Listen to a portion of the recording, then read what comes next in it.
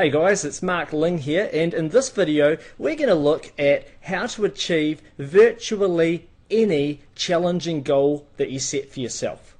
Now, I'm just going to present it in a different kind of a way. It's just a little bit of an experimentation for me, but what I'm going to do is I'm going to take this pad here and I'm just going to draw it as I speak through. I'm going to use a little bit of time-lapse video so that I'm not wasting your time, of course. So anyway, without further ado,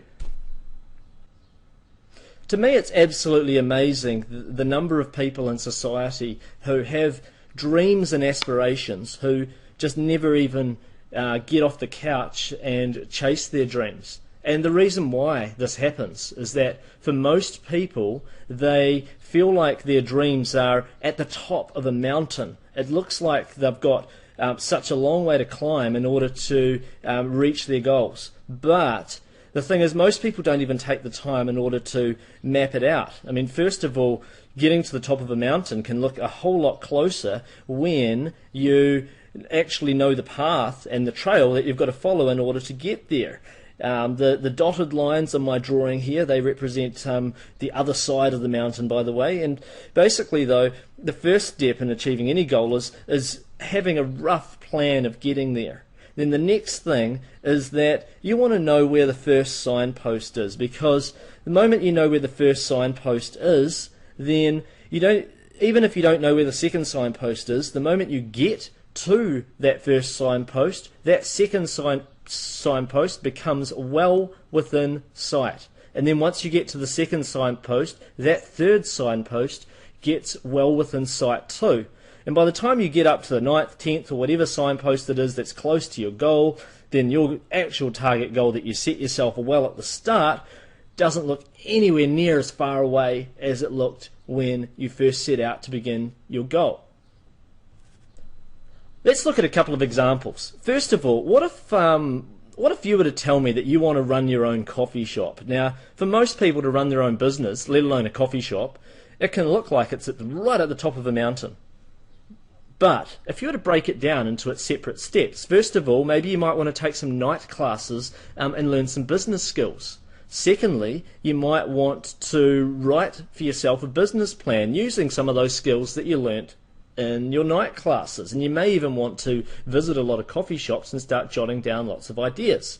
Then your third step is you might want to go to a bank manager and present that bank manager with your business plan. And perhaps at that time you might have already saved just a little bit of money so that you're not looking like you're just turning up with a plan with no money at all. But I'm just saying that all of a sudden, once you get to that point, and perhaps the bank's willing to loan you money to buy a franchise or or a coffee shop that's already out there, all of a sudden your goal becomes a lot closer than what it was when you started at the bottom of that mountain. Let's look at another goal. What happens if you happen to be someone that's wanting to lose weight?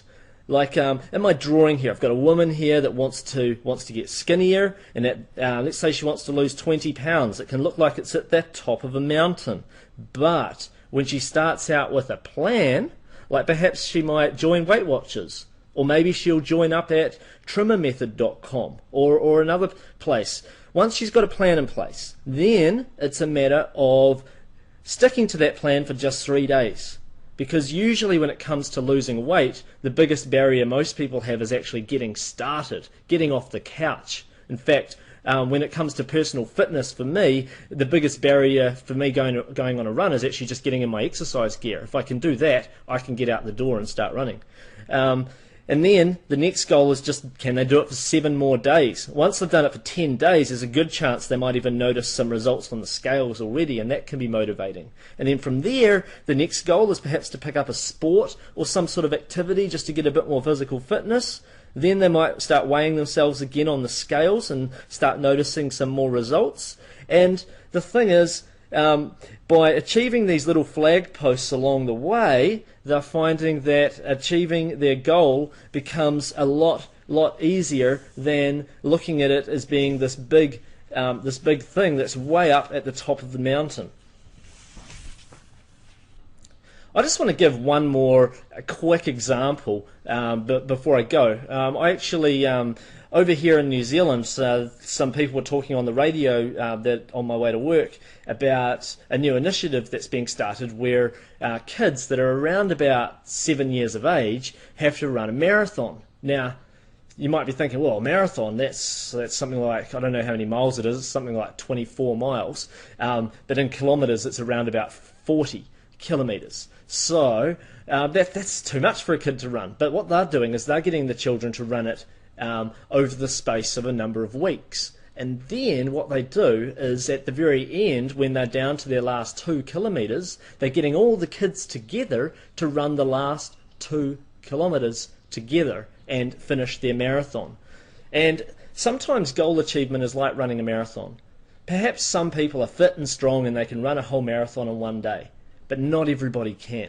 And with most goals, it's not necessarily a race to get there, and it's not always a race against time. Sometimes you just simply need to break that goal down into steps that you actually can achieve.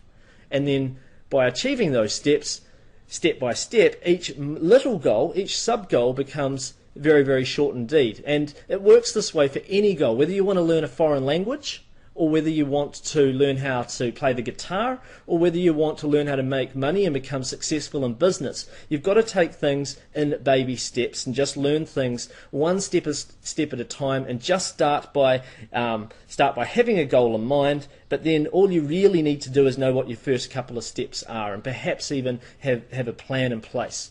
So anyway, I hope that you enjoyed this particular video. I'm going to be releasing more videos and free reports over the next few days.